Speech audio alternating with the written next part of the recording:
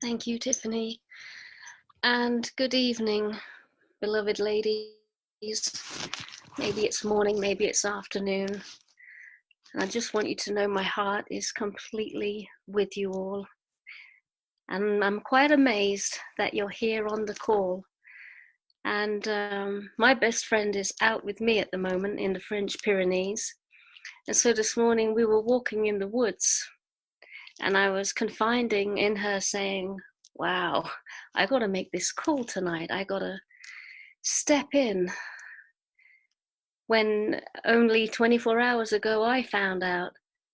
And I said, God, I don't know if I can do it, Carolyn. I'm not sure I'll be able to do it. And a gust of breeze came along and knocked my baseball cap off. And I know that that was Shakti. It was as if she was like gently clipping me round the ear and saying, wake up. Of course you're going to do the call. I haven't gone anywhere. I am right here with the pair of you in the forest. I never did get to meet Shakti. We had a number of calls. I knew Aaron. Shakti was in my heart as one of the tribe, one of the community. And the little I did know of her, I know she would want this show to go on.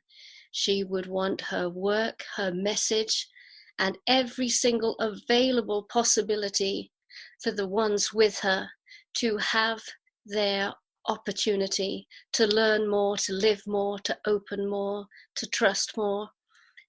And so it is my honor to be here, knowing she is with us in this moment. So I thought what I would do is share 2 levels of teaching around the subject of Lilith and Eve. And it's up to you what you keep and what you reject. And let your body, your heart and soul and womb translate what I'm going to say and continue the conversation on long after I've gone. Because Lilith and Eve are archetypes. They're not actual, real people with historical, factual stories. They're myths. They are in us, living as us. And so the best thing to do is to speak on their behalf. And then we will finish and round off the rest of the call with, well, what does that mean now, 2017? How are these archetypes living within me now? So here we go, the first level of teaching.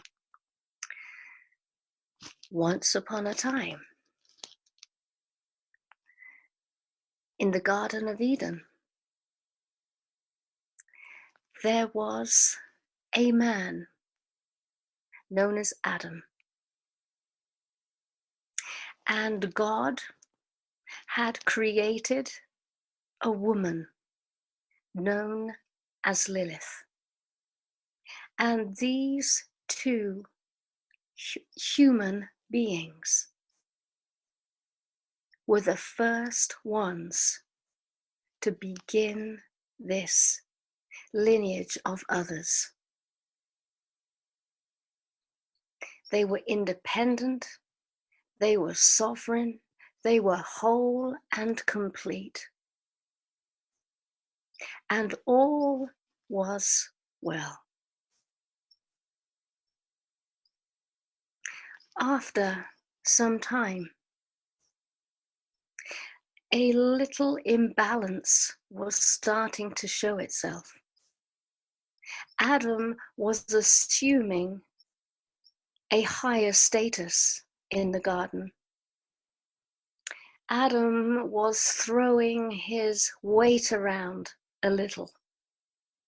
And Lilith was doing everything she could to bring him back to the midline, to bring him back to that harmonious balance point that they were enjoying in the beginning. This wasn't working so well. And after reaching the end of her tether, Lilith said, "It." Can't swear on these calls, but you know what I mean. I'm leaving. I'm leaving the Garden of Eden. I'm going to go and hang out somewhere else. The texts say that she went to the Sinai, she went to the Red Sea, and she was hanging out at the edge of the Red Sea, having a great time with other elements of creation. 3 angels were sent to speak to her on behalf of God, saying, "Lilith, you really have to come back to the garden. This is what you were created for. You are to be the mother of humanity. Without you, the plan cannot complete itself." And she said to the angels, "I don't care. I've had enough. Adam is really getting above his station. I simply cannot be with this man. I'm not interested. Tell God I'm not interested. I'm not going back." Angels went back to God, gave Lilith's response. God sent the angels again, this time with a more pressing message. "Lilith, you really do have to come back to the garden and continue what you agreed to continue. If you don't, you will be barren and you will be wandering around the desert for the whole of eternity, never, ever able to have children." And she said to the angels, "What about Adam? Has anyone spoken to Adam?" The angels said no. And she said, "Well, in that case, I am not returning." And she turned her back and she stayed at the edge of the Red Sea. News got back to God, and so God made another woman. And this one was Eve, and she was passive and sweet-natured, patient, loving, and humble. And Eve was given unto Adam, and Eve served Adam.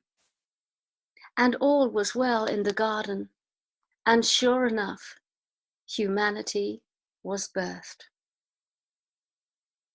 Lilith, on the other hand, turned more and more wild and agitated and vengeful and hateful.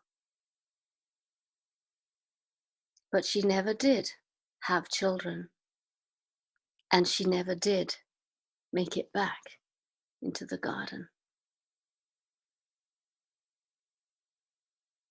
That is one story, and that story is there to reveal to womankind that we have both qualities within us: an independent, untamable, wild, ferocious, outspoken, direct, unassuming, unapologetic part.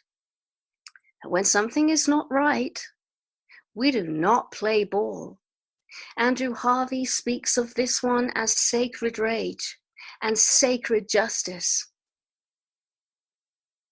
This part of us cannot play polite society. It cannot receive being told what to do.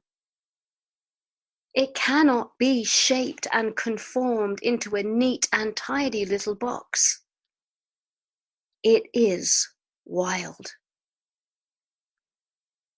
And we have the other part, Eve, who is vulnerable, who is humble, patient, compassionate, tender, forgiving, kind-hearted, sweet-natured. And these live on inside of us. And society mostly has only wanted Eve. Lilith is there, but she's covert.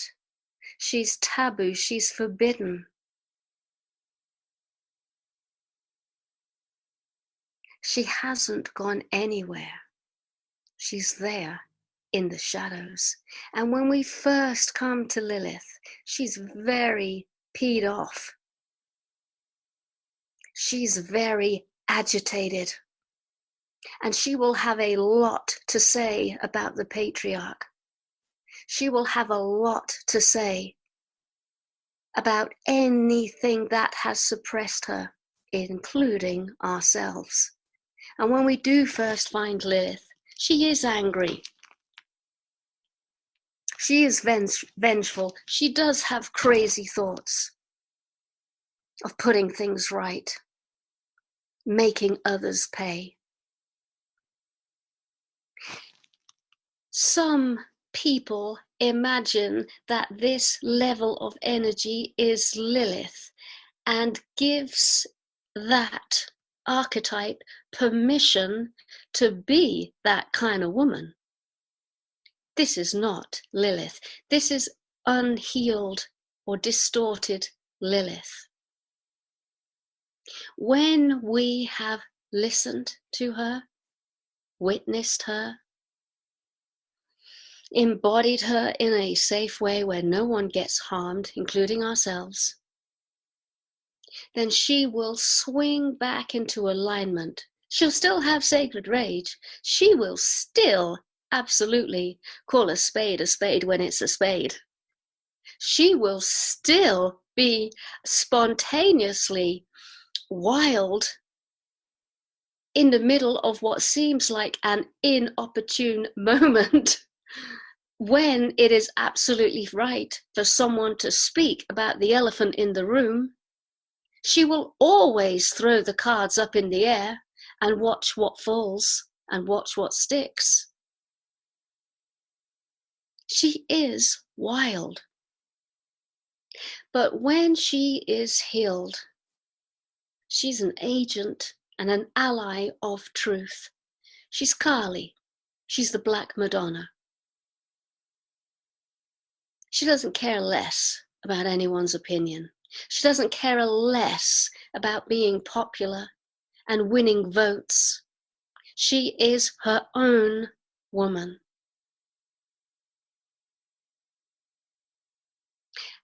Let's look at Eve. The patriarchal system has made Eve very blonde, very passive, very lovely, very pure, very goody two-shoes. But what Eve really is that beautiful humility and vulnerability,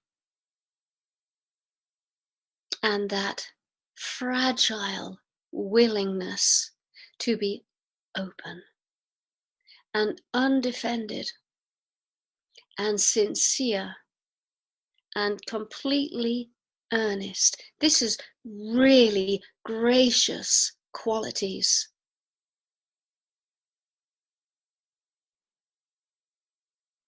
Qualities that need to be protected. And who is going to do the protection? Because it's not going to be the patriarchy. Eve's protector is Lilith.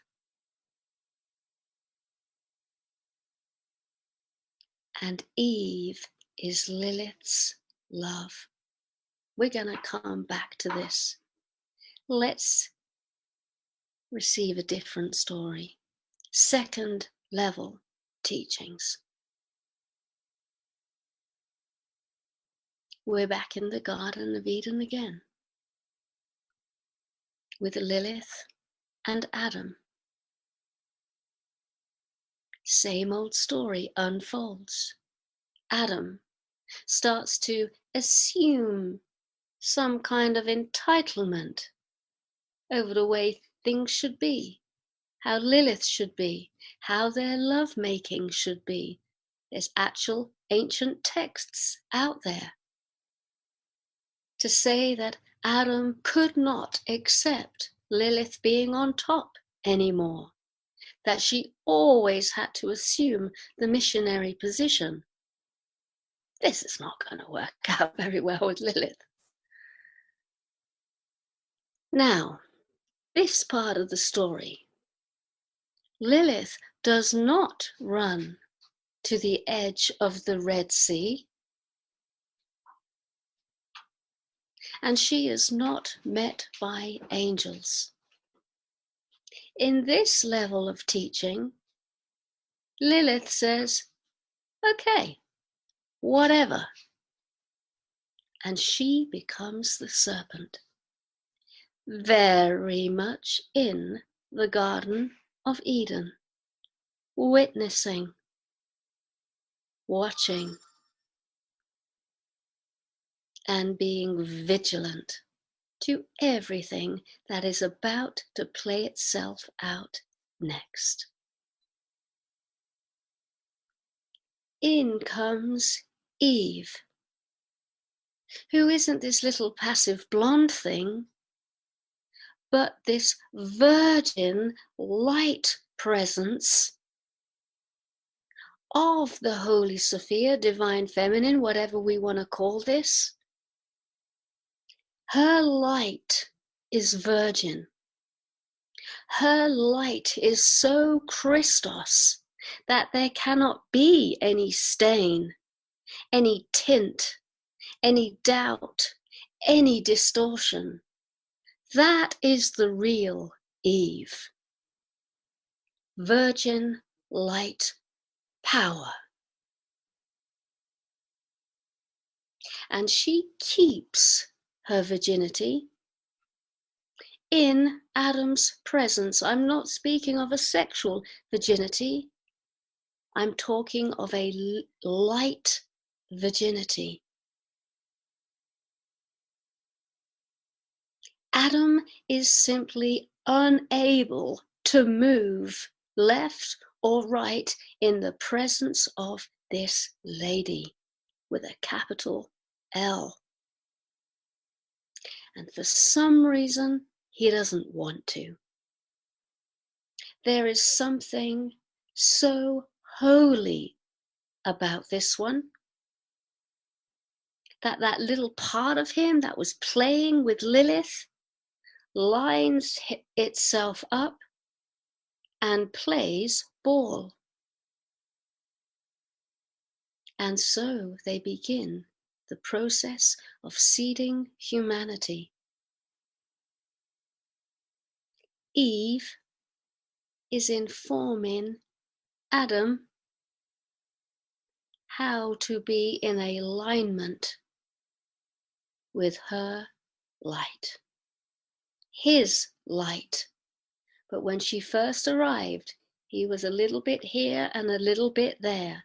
Eve brought him back into alignment. When Adam was in alignment, and Eve knew this, Eve went to the tree of knowledge and met her sister bride, or you could say the other face of the coin. She met Lilith. Lilith being that wild, Kali-esque Black Madonna, edgy energy, offered Eve the apple. This is the apple of knowledge. And she says, are you ready to know thyself?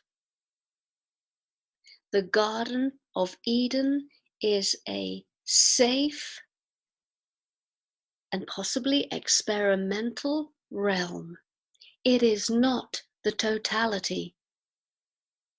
Lots of things are not allowed in because it is in essence a laboratory, a place for humankind to be conceived and seeded and birthed. But outside of the garden is know thyself, the whole reality. And it is Lilith who rightly offers the apple. And Eve says, yes, we are ready. Crunch. And Adam ate of the apple. And now the whole is known. And the words are, when you eat of the apple, you shall know what the gods and goddesses know. The wholeness of reality is instantly revealed. And they realize they are not in the garden any longer. When you are initiated into truth, there is a sacrifice, and that sacrifice is the ignorance of what you once knew as a limited form of truth. That's gone. That little safety zone and comfort net is gone. Now you have been obliterated out and into reality. And that, beloved ladies, is where we are to head. Stage 1. If we are yogic types, we will come to this part of the woman's journey where we have to retrieve Lilith, because we've probably put her away somewhere. If you were like me, you may have danced around with her for a little bit in your 20s and kind of gone, oh, that was fun.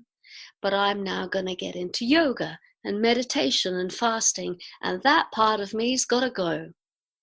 And so you come to this stage of the journey in your 30s and 40s, and you realize, oops, I've suppressed Lilith.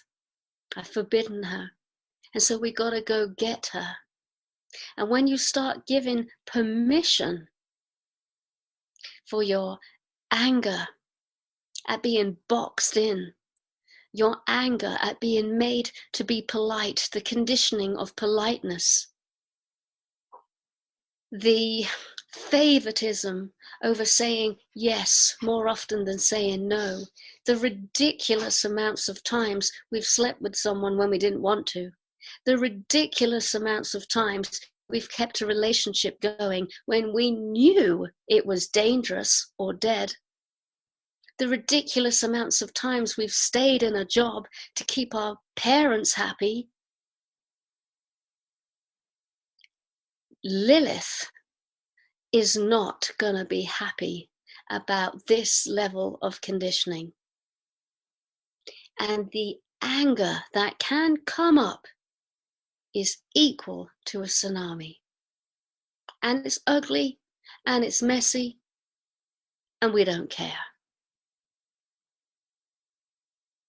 And if it's the other way round, you may be mostly in your Lilith. You may be that femme fatale, that seductress, that mistress. And you look at Eve and go, oof, no way, there is no way. I'm going to open my heart and be vulnerable and humble. There's no way I'm going to fall in love and risk getting my heart broken again. Where I am is a place of power. No man gets in again.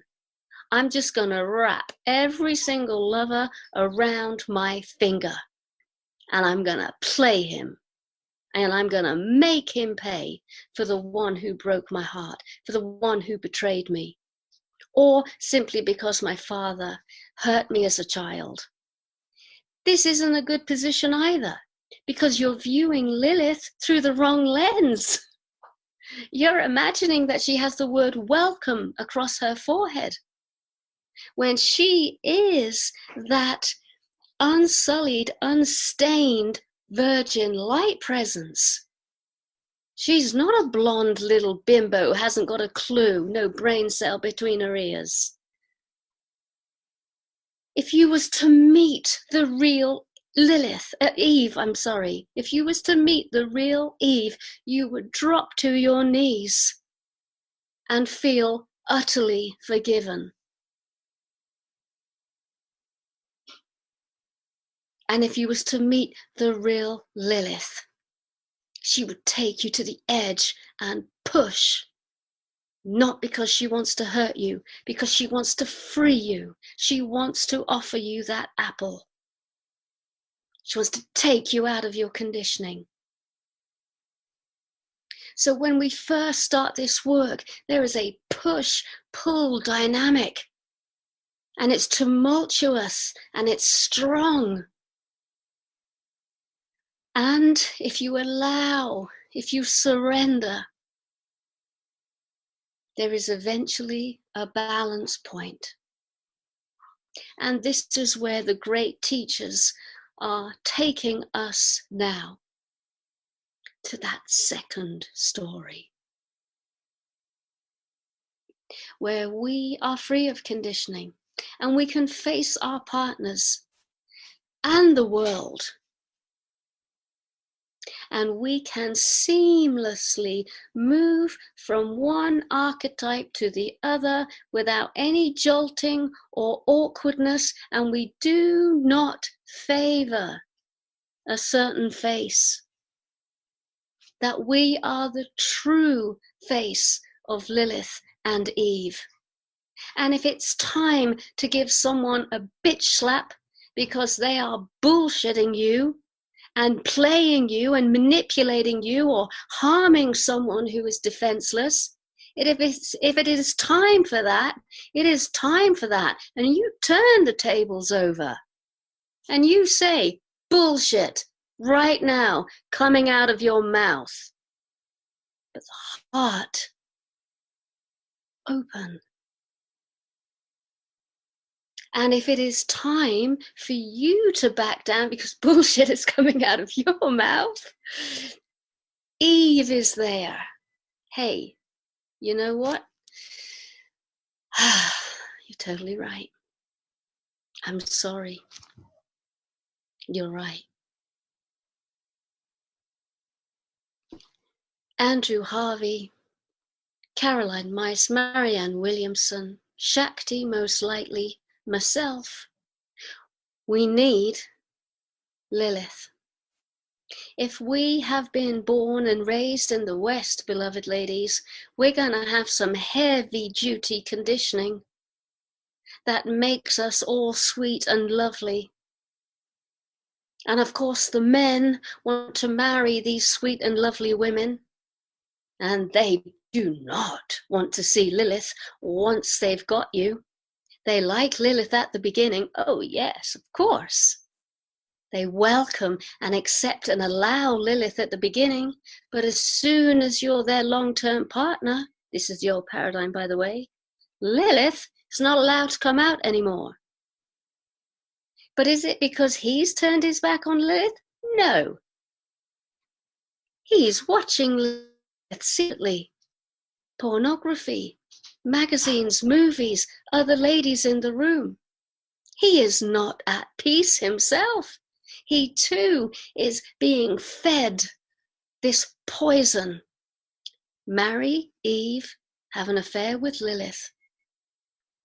And so he too has the schism in his mind. And we, if we're Lilith, if we're Eve, we will play along with this stupidity. And we will become the perfect little wives and the perfect little mothers. And we will just be docile and passive. And the world is burning and bullshitting all around us. And Lilith is holding the prison bars, saying, get me out of here and let me bring everything back into balance. This is the old paradigm. This is most likely what our parents were living, but not us, beloved ladies. Let us make our pilgrimage to Lilith, and let us give her the time and space that she needs to vent some serious anger and justified wrath and rage. But do not let her harm another, and do not let her harm yourself. But she may well need to speak to some people about the trespass that they actually genuinely did. And all I can say to you is be courageous. Be courageous. Go for it. Yes, you're going to upset the apple cart. Yes, you are. You are. You're going to upset a lot of people. Your little popular position is going to dissolve before your very eyes. There's probably going to be loads of judgment. And you might even be cast out. So what? So what? Things change. Nothing stays the same. That too shall pass. You got to do it, ladies. You got to do it for your health. And you got to do it for your children. You have to do it for us all. We all need this peace.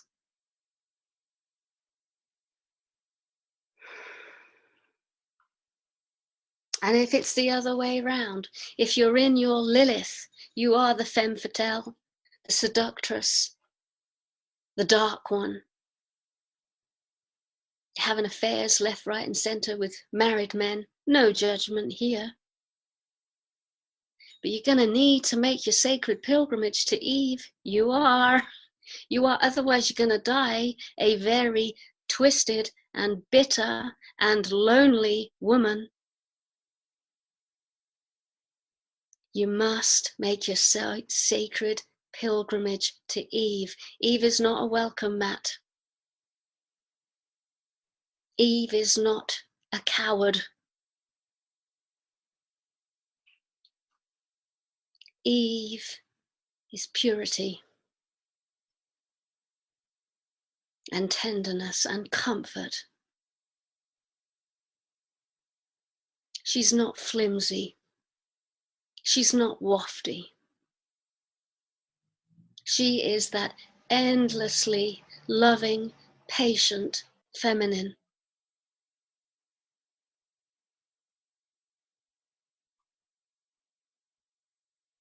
And then the great work is to marry them together. They need to trust each other again. Eve has Lilith's heart at the beginning of the journey, and Lilith has Eve's power. They need to exchange gifts.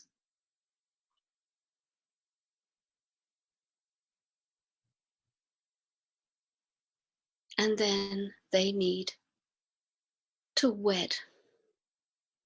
And the possibility of movement between the two be made seamless.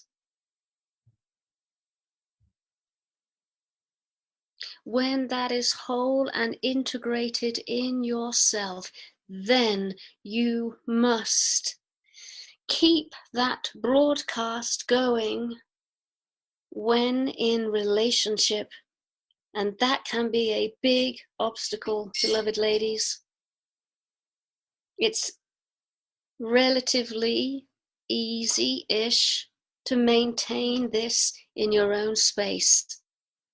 It becomes a real alchemical work to maintain that when the beloved partner is on the scene. But we must not. If we're yogic types, the tendency is to put Lilith back in the box and always be sweet. And if we're the femme fatale, the tendency is to always keep the edge going and never, ever, ever be too vulnerable. do not show that love. Always be unreachable. Always play him. Try to outplay each other. Mind games. Never reveal you're actually falling in love. So when that partner turns up, if he's a yogic man or a biker,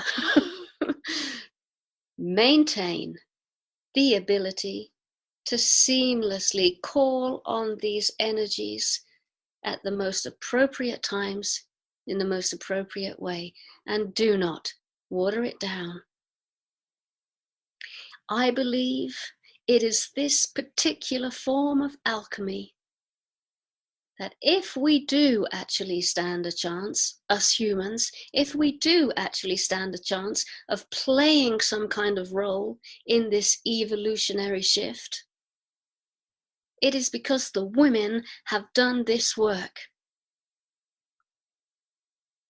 And if the men leave at the beginning because they simply can't handle it, let them run. They will soon come back. They will soon come back, and they will have to learn to be with this new kind of woman.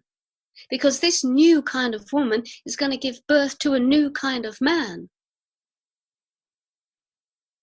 If they can be with the true Lilith and Eve, they can become men and stop running around like little boys who've read loads of books. They sound good, but there's actually nothing there. There's nothing to back up their theory. Hang out with a real woman, you'll be a real man. We must hold this, ladies, when we're lovers, wives, and mothers. We must teach our little girls. We must not pacify our little girls and try and make them Eves. We must always encourage they keep their wildness. We let them know, hey, sweetie, by the way, there's two sides to your character. There's going to be one day when you're really loving and kind and gentle, and there's going to be another day when you're just wild. And you want to climb trees and you want to rip things up just because. Let them know it's okay. There's nothing wrong with them. Don't put them on medication. If you have little boys, educating them, hey, the girls are interesting. They're changeable, unpredictable, spontaneous. That's what makes them girls. That's a real girl for you. They're meant to be different. You'll have a fabulous time when you're older little boy having a relationship, girlfriend for the first time. Woo, it's going to get fun then. Make it fun.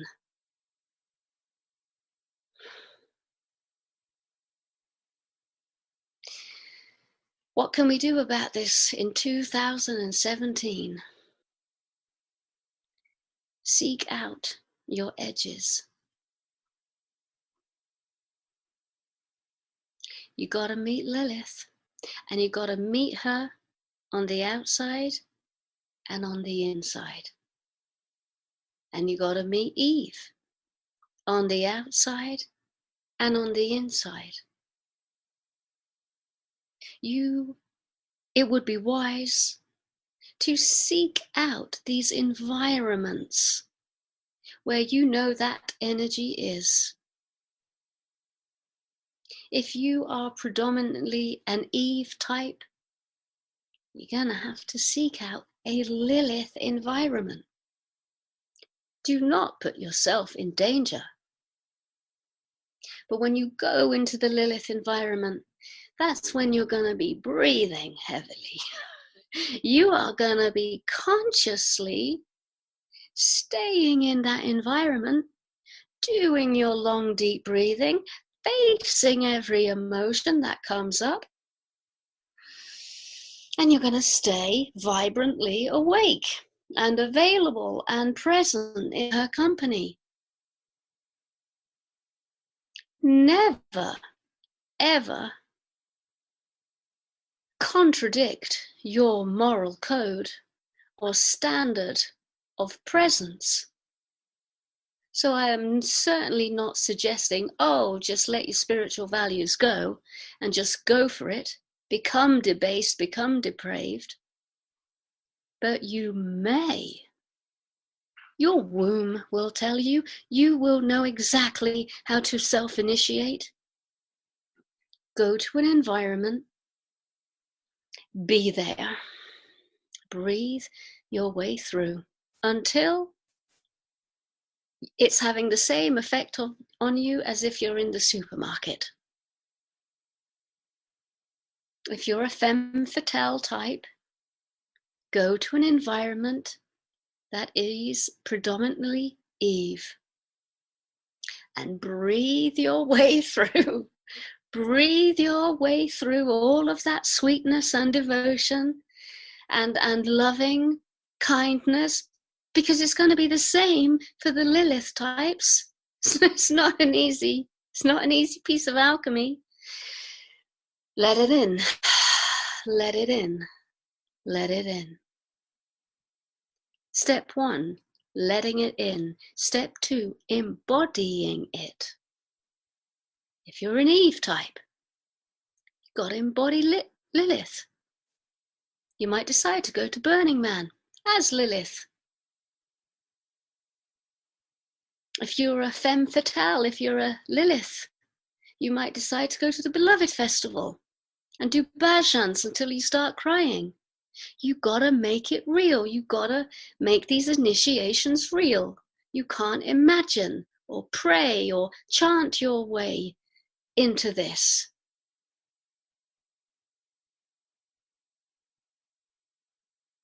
I am sure the rest of your course will give you ample guides and signposts how to do this work.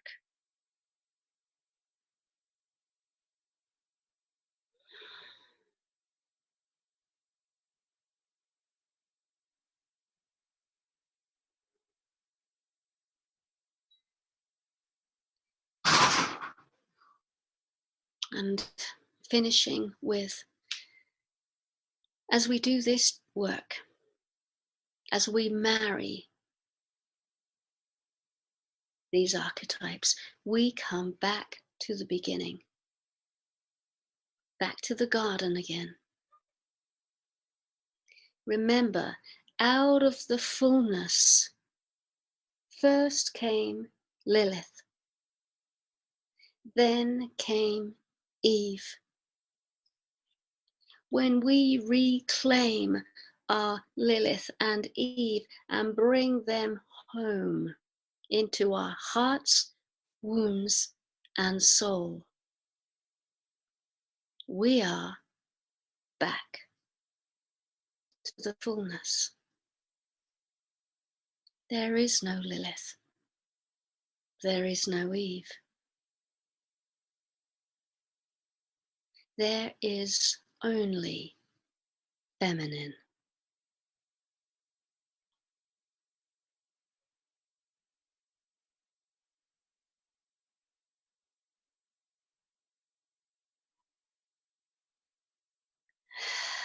So, beloved ladies, I'm going to pause here.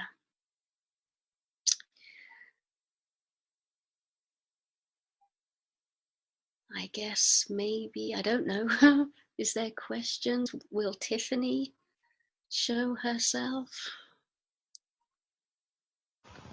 Yes.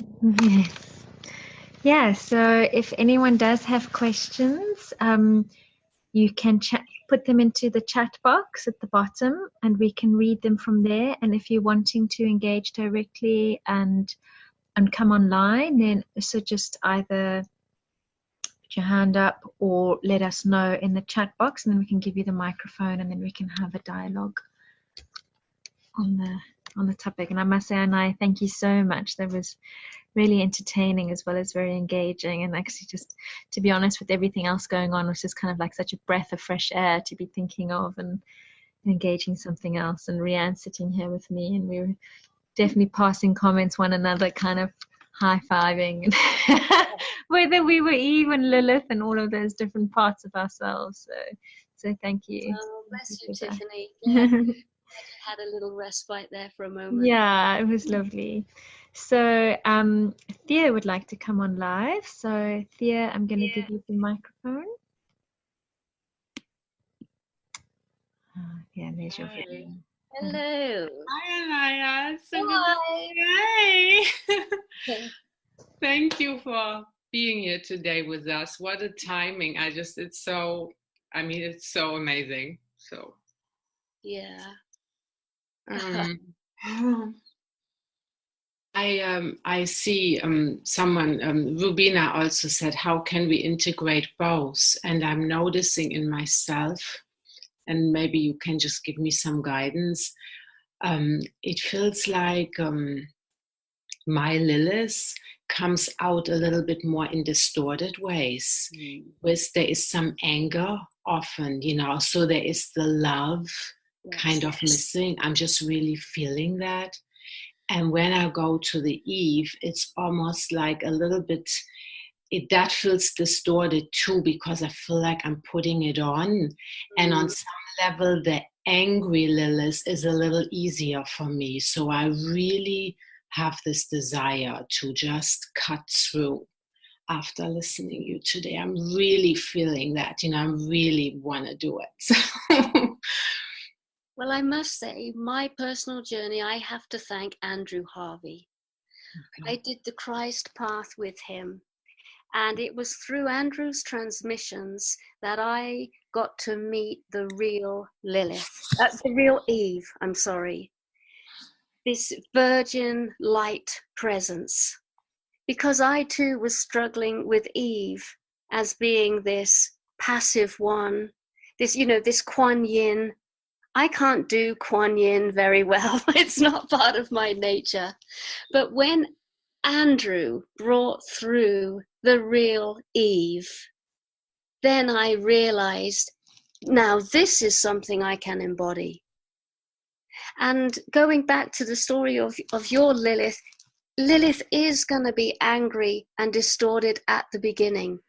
And we're not going to be able to do this embodiment piece perfectly. And it's going to be rough and it's going to be awkward. And sometimes it's graceful and sometimes it's just mudslinging all over again. But that's when, and if you're in partnership, that's when that beloved partner can really show up for you. And together you can have this very open conversation, about was that mudslinging or was that sacred rage? And you, of course, are self-managing on the inside. If you believe that you're mudslinging, you're being a bitch, you're being cruel on purpose, then do your very best. Take yourself away from the situation. And what I have to do is play music. I can't just get to Eve by prayer alone. I have to play a piece of music that will induce that sort of devotional quality. And I start praying so deeply for that true Eve to emerge inside of me again. And it is, as I said, it's a tug of war. At first, it's from one end to the other, and then it gets a little bit more graceful. But we have to be careful that when you say, oh, my Lilith is still being distorted, check. She might not be. She might be being this particular way for exactly the right reasons.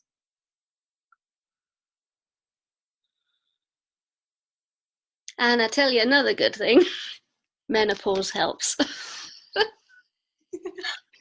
I'm just starting to go into menopause. That really helps. This speeds everything right up.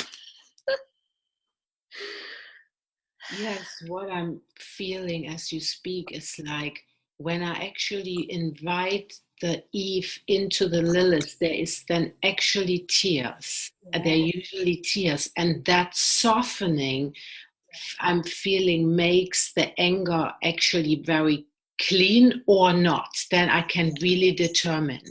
That's it. That's it. Yes. Self-governing, self-management. Let the two archetypes speak to one another in their moment of activation. So if Lilith is activated, bring in Eve. And then when you speak to, you might upset people, and and you have to be risk being all of that. So that's just another growing up phase in that. Right? Yeah. That's what we could call a ring of fire, or an initiative step, or a portal. To make all of this real, it's like we have to keep going out there into the world and embodying a little bit more, coming back to the self, going out there into the world, and until that seamless inner and outer journey becomes one. So it's always going to be uncomfortable to bring Lilith out into the world, but that's what makes it real. And that frees that first story. So if we really do believe that the archetype of Lilith is wandering alone and burnt and parched and blistered in the heat of the metaphysical Red Sea, and is hanging out with terrible types of beings in the creation, then us permitting her a voice and being able to swing an injustice into justice is taking a little bit away from that archetype, until that archetype really is back in womankind and not something that's forbidden and banished. So we have to do this for ourselves, and we absolutely have to do it for one another as sisters, and we absolutely have to do it for the archetype itself.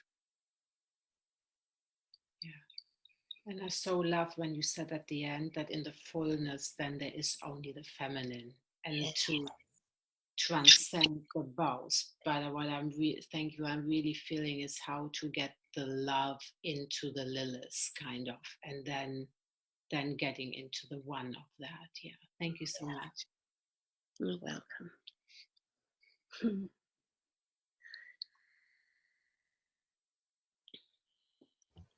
Thank you. And then Louise wanted to go on live. So let me get Louise. Hello. Hi. Hello. Can you hear me okay? Yeah. Yeah, thanks so much for letting me speak, because it's very live for me right now. In fact, I just met someone on the weekend at a conscious festival that was giving me a reading and was talking about, and her words was very strong nun aspect to myself, which is obviously Eve, and how that has a potential to work its way into my life in a negative way, in terms of everything's going really well right now in general, but this non-complex kind of is going to interfere. It's not really my true self yet, even though I feel like I'm losing a lot of identity, because I've been going through a lot very quickly in my spiritual path and being of service. And I did go through a period of celibacy, which has recently ended, because I knew it wasn't serving me any longer. And now I'm at that stage where, what does this look like now? What does it look like opening myself up to partnership and opening myself up to this aspect of myself that I've maybe been pushing away, which is kind of more the Lilith aspect. But then I'm like, what does that actually look like in practical terms? But what was very interesting as well was that at the Conscious Festival I was at, I did actually get in touch with her. It was for the first time in a very long time. It was like, oh, if I did want to seduce, I could. Yeah. So that was refreshing, but I just knew it wasn't particularly the right time or the right way for Yes. me to do that. But it was good that it was there. It was like, so there's a good start. Yes. Um, And you can call upon conscious playmates. yeah. I had a lovely conscious friend who was a sexual being, a male, and I said, "Can I practice on you? Can you really sincerely just feed back?" So, I'd go off and do my thing. I'd get dressed up. I'd dance. I'd get into the energy, and then I would present this edgier part of me that I dare not show the partner. And because he was my friend, I trusted the environment. Yeah. And then he would feed back and go, "That really worked." And I didn't have to sleep with him. I didn't have to go to bed with him. Because, so it's amazing what is on offer for us now in this day and age. The types of relationships are so open. We can try all sorts of things with one another. We're lucky. We're privileged. When you spoke about touching in with that just a moment ago with your big old smile, yeah, more of that, please. Yeah, definitely, because it's been lost for a long time. Yeah. So I will play into that and see what comes up.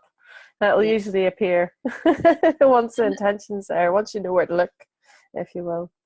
Another nice way of playing with Lilith is to actually make little videos. Either erotic photography, that's how I work with my ladies. I say, "Okay, everybody, I want some erotic photos." And the people are like, "No way." I'm like, "Yes way." And they love it. And all the ladies share their erotic photos they've taken of each other. And it's a safe and tight container. And they dare to do it, and it gives them so much confidence. And then it's like, okay, next level, videos.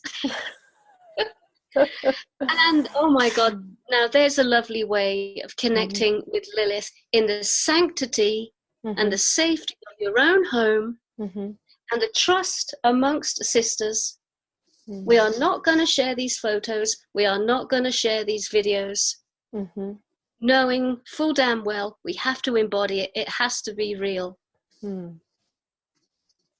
Yeah. That's very challenging, but I can definitely catch that and see what happens. At the beginning, for some ladies, this is an absolute no go. This seems as if it can't be done, and I simply say to them, start with your feet. Photograph your foot in an erotic posture. As soon as they get a taste for it, they're off. Yeah. Amazing. Yep. Another aspect as well, which was also at the same festival, was I was at a Dakini puja. And this felt very live. Like for me, it was very, very strong. Yes. And obviously I wanted to speak with Shakti on this because it felt like the Dakini was the embodiment of both in one. Yeah. Felt really, really strongly. So I just wondered what you thought of that, of the Dakini path. I don't know too much about it, but I know only this. The Dakini is such a pure spirit, the purest of spirits, that it seeks out a darker aspect of life on purpose, masquerading itself as a darker element to get into the dark space, to do its work at such a pure Christos level. And when I heard that, I said, yes, I like Dakinis. Yes. Yes, that is my type of person. Yeah. Yeah. We mustn't think the dakinis are edgy, scary beings. They just appear that way. What is within is the purest Christ heart that can ever be made. And they have so much love and compassion that this is why they do what they do. And I humble myself before anyone who takes that path. Amazing. A bit shivers. Thank you. Great, thank you so much. Then we've got some more questions. Let me just, sorry, Louise, you can turn your video off when you can. And then, so I'm just looking at the chat box now, and you'll see that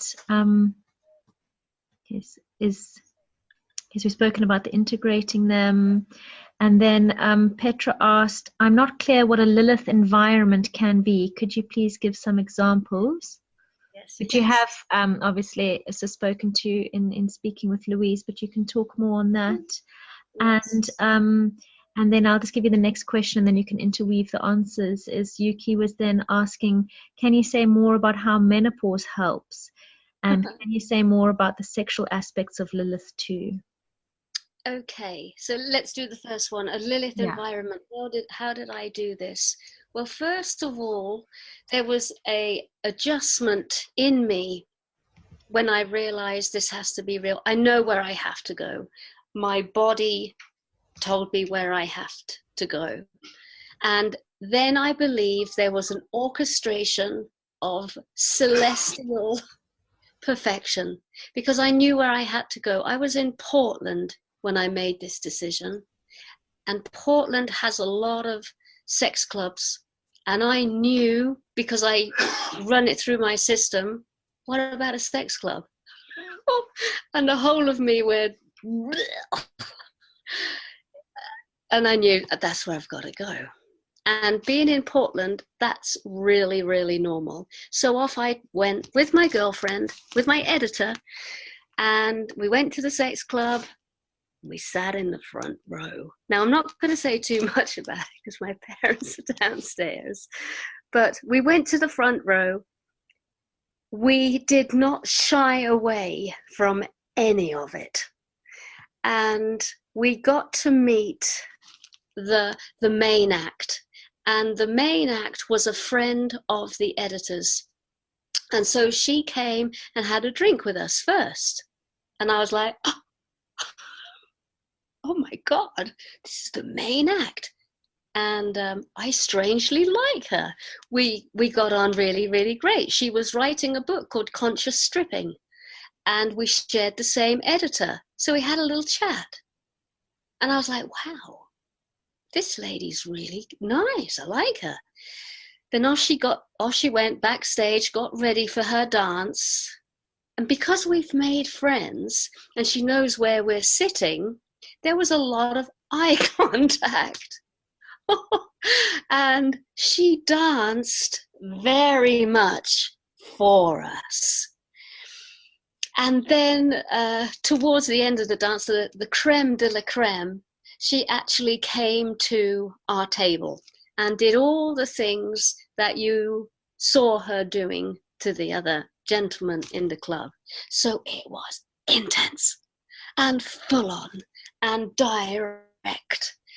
She didn't know why I was there, but I suspect her soul knew why I was there, and she gave the portal, she gave the sacred gateway, because here is Lilith in extreme technicolor detail. And I knew to breathe and totally witness and totally be present and alive and sincere in my alchemy. And I'm looking at her and I'm liking her as a woman, not liking the show. The show was spectacular and wonderful, but I'm doing the Eve thing too. I really like you. And that was my moment. That was an initiation for sure. Other questions. Why does menopause help? Menopause helps because you are given so much more inner volcanic energy, because I believe your menstrual cycle is not being used to create blood every month, but the cycle is still active, and this extra energy is just burning your bullshit away, and your conditioning and your politeness and your niceness. It just takes no prisoners. You have this confidence. You're just not going to play the game anymore. And this is what I've read. I'm reading my menopausal books at the moment, and they're all saying the same thing. No more bullshit. Whatever crapness we have been stuffing down comes abruptly up to the surface, because you've got to be real. You've got to be real through the menopausal process. And any skeletons, anything that's been hidden away will come up for authentic, mature addressing. And I think that is the great gift of becoming the mystic. I always call it the maiden, the mother, and the mystic. And this is one of the great gifts. Why is Lilith about sex? She's not. That's what the patriarch has made her. If we look at the church and we see how there's been this schism, this separation in the mind, that to be a Christian, you're not to have sex, and you're not to have pornographic thoughts and all of that business, and the body is dirty and sinful. So Lilith becomes the face of all of that. Lilith is much more than just plain old sex. She is this sacred activist. This, I believe, is why she goes under the banner of sex. You know, the woman in black, the high heels, the stockings, the red lipsticks. That is not Lilith. That is a part of Lilith. That is a pleasurable, joyful part of Lilith. She is so much more. She is what animates that. She is the HQ of where that femme fatale came from. She does obviously have a very abundant sexual expression. She has not fallen for that church doctrine. She does not have that schism in the mind. But we have to be careful, because she is also not taboo, and she is not dirty sexuality, and she is not sexuality that shames and humiliates and hurts anyone, including herself. So if you're acting slutty and saying, hey, this is Lilith, I'm acting slutty, this is allowed. No, this is not Lilith. You cannot call Lilith a slut. She is more than that. She is the energy that impulses that. And so the patriarchal way of life have named her as this whore, this slut, this tart, this succubus, I think is another word for her, some sort of female demonic character that seduces young boys and takes their ejaculations and blah, blah, blah, blah, blah. Patriarchal crap. But you may have to go into that world to authentically find her, because the problem is that is the crevices of the mind that the patriarch has sent her. So don't think for 1 minute she's going to come running through the meadows saying, I'm here, sweetie, I'm here. No, unfortunately, patriarchy has done a bloody good job, and for 2,000 years, pushed this thing into dark corners of our mind, so you might have to pluck her out. of those strange corridors to make the journey real.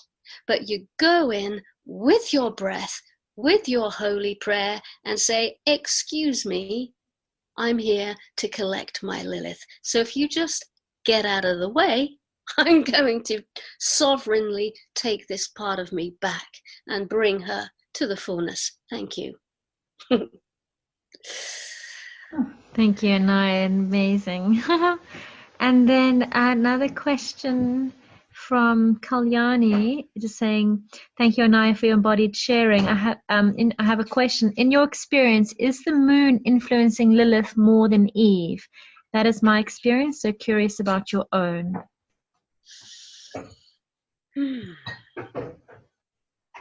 Yes.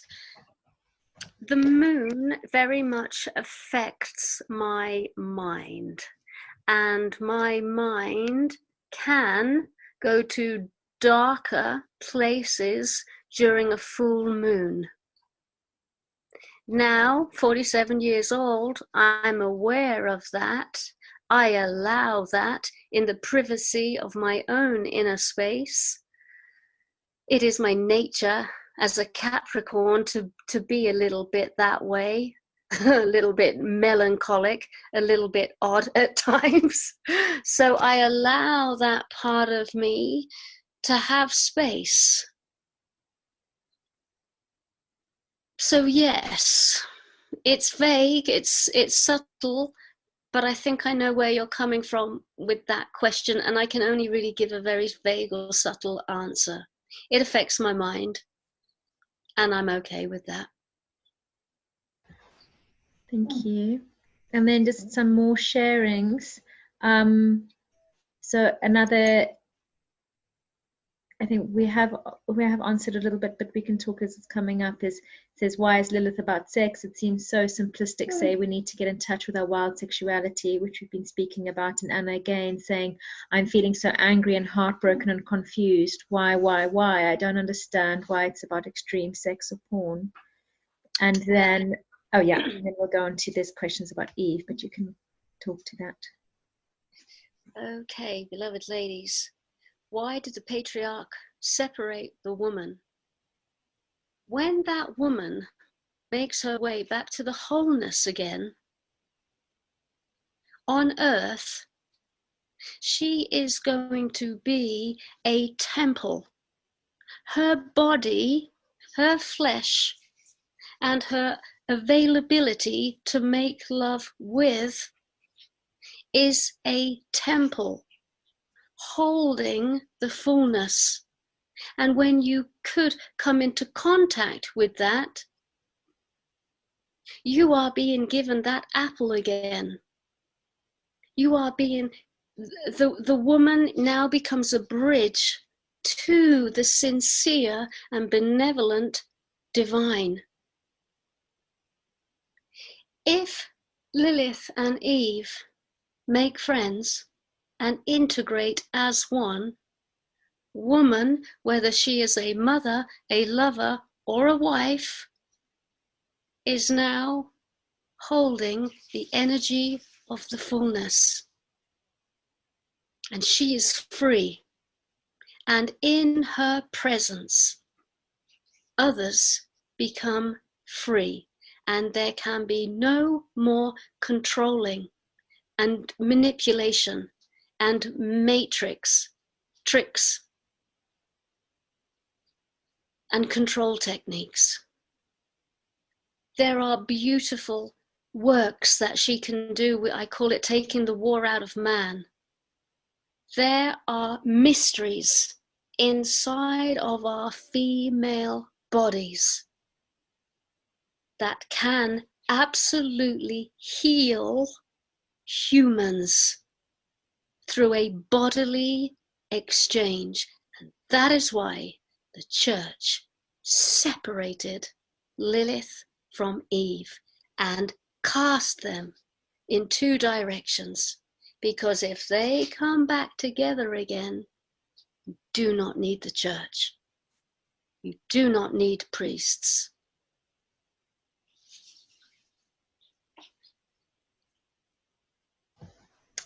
Thank you. And then saying, could we please talk about what Eve's environments could be? Oh, yes. Well, for me, how did I find Eve? I found Eve very much through the transmissions of Andrew Harvey, but prior to that, my earlier work would have been bhajans. Oh my God. Going to a Krishna Das concert for the first time, and I actually went as a Lilith because I'd come from a nightclub. I'd come fresh from clubbing in London, and I dropped in on a Krishna Das bhajan. I was not ready. I was not prepared. I had no clue what singing these mantras could do. And I was catapulted into the Sacred Heart. I will always remember that moment. I didn't know whether I was coming or going, laughing or crying. I felt ashamed because of my tears. I couldn't stop the crying, and the crying felt so bloody good. It felt good to have the walnut chin. So that for me was my Eve environment, devotion.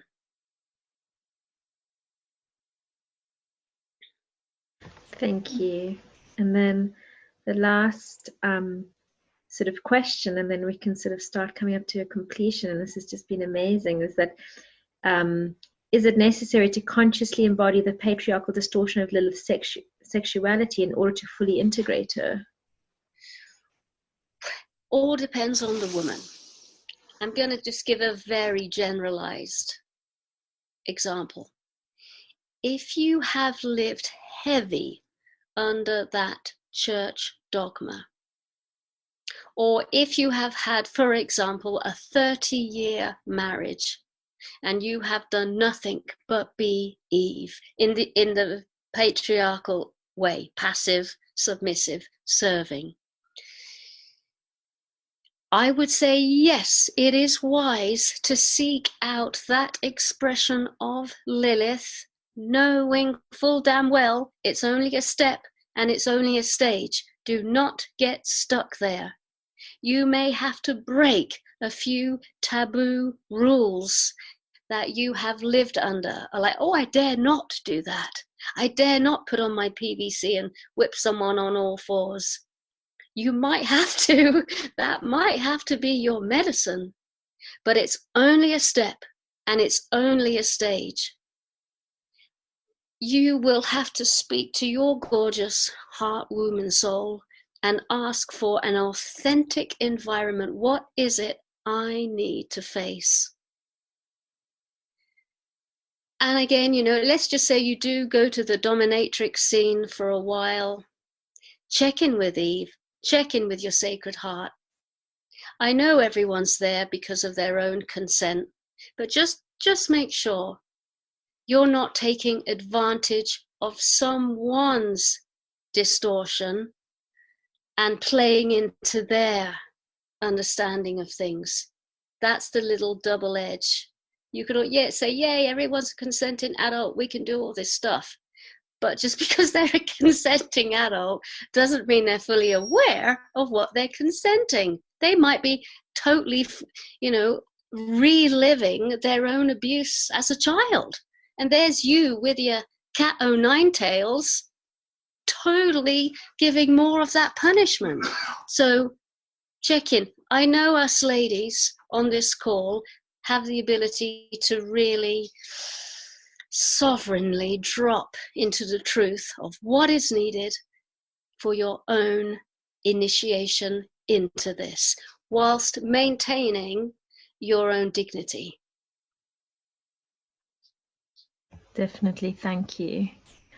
And another one is just some more sharings, and we can see what we can respond to that. Is Sophia said, so powerful, very much resonates in my body, feeling very alive, and realize that Eve can now come back into me. I have a very strong experience desiring to be more in my body by releasing fear of being in my body. Wow. And then Flavia saying, the bhajans were amazing for me as well, to be in touch with Eve. But in Brazil, bhajans are not available. Is there another kind of environment or experience we could have by ourselves, as like, for example, the erotic photo shoot for Lilith?